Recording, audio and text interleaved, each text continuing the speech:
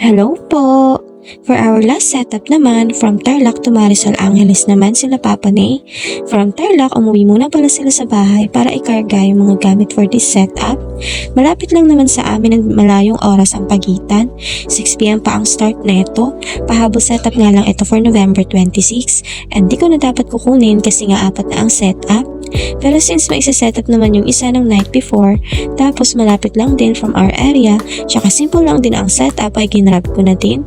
Curtain stand style nga lang again ito, and may setup din kaming gantong style last week, yung sa Tarlac, magkaiba lang ng motif. Second time na pala namin dito sa venue na to. And by the way, this is located at Central Grill Marisol Angeles and repeated client na namin ang nag-book neto.